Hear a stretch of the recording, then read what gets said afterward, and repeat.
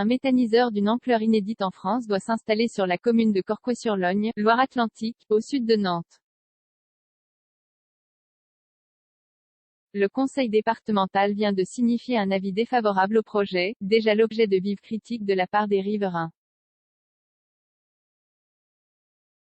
Le projet de super-méthaniseur, porté par une coopérative agricole sur la commune de Corquoy-sur-Logne, Loire-Atlantique, au sud de Nantes, verra-t-il le jour? La question se pose alors qu'il récolte déjà l'opposition d'associations et d'une partie des riverains, qui multiplient les manifestations.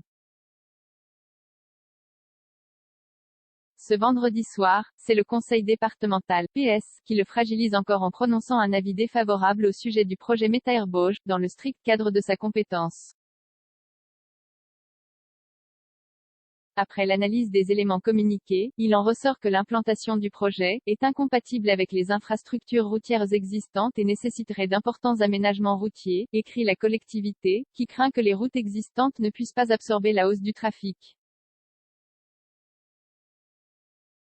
L'implantation de ce méthaniseur, d'une ampleur inédite en France, prévoit en effet près de 200 passages de camions par jour, ce qui risque de créer des situations d'insécurité pour les riverains, redoute le département, qui s'est engagé depuis plusieurs années dans une démarche zéro artificialisation des terres.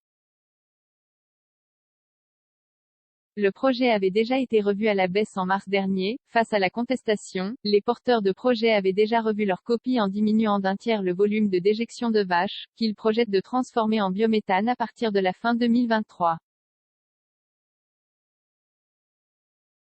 Ce méthaniseur géant, dont le coût d'investissement s'élève à 80 millions d'euros, impliquerait quelques 200 agriculteurs contributeurs.